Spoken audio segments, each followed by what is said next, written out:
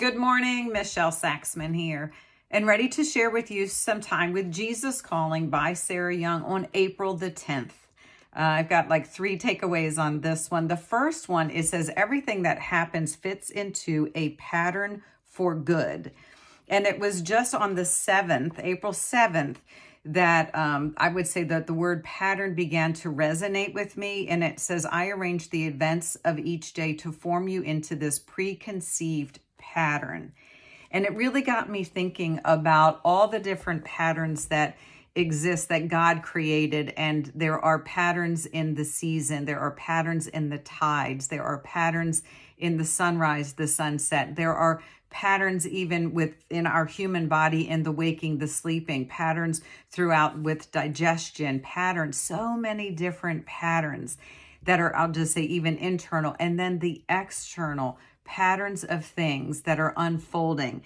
And I've been someone who is very open about saying, like, the universe is unfolding for my benefit, even when it hurts. And truly acknowledging it was in this reading today. It says Romans chapter 8, verse 28. We are assured and know that God, being a partner in their labor, all things work together and are fitting into a plan for good too, and for those who love God and are called according to his design and purpose. And it was in reading that I've really kind of felt that, like, this piece of acknowledging that God is the creator of the universe.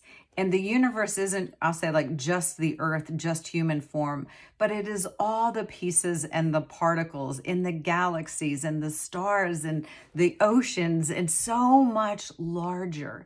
And we are just this tiny little dot in this fabric of his masterful creation.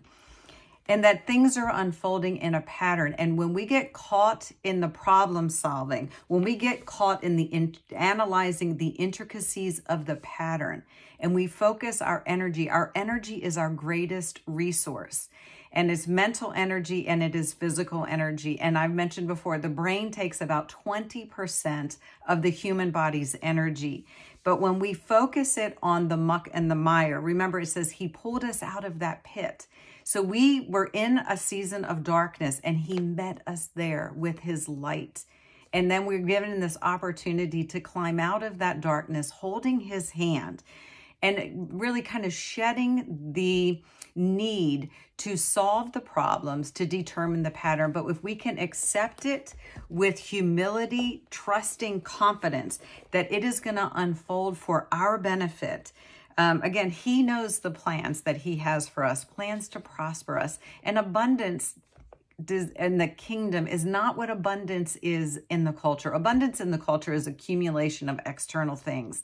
But our Heavenly Father is talking about the foundation of peace and love and joy, those emotions that he planted. And when we bask in his light and we separate from the circumstances, we can completely be renewed and restored. So I'm going to read Psalm 40, chapter 40, verse 2. He drew me up out of a horrible pit, a pit of tumult and destruction, out of the miry clay, froth and slime, and set my feet upon a rock, steadying my steps and establishing my goings. And y'all, I'm beginning to realize that that rock is his peace, the peace that only he can give to us. So as we enter into our Holy Week, I really invite you and extend to you just the warmest wishes of peace over all of your circumstances, internal and external, to know that you are not alone. He is with us. He is within us. He is for us. So even in your mistakes and sins, they can be recycled into something good through my transforming grace. Y'all, that is the sacrifice of Thanksgiving, when we can offer up to him our gratitude for all that we have and more. He just wants to bestow abundance and peace and love and joy. So y'all have a super blessed day. Stay connected to the vine, and I will talk to you soon. Bye-bye.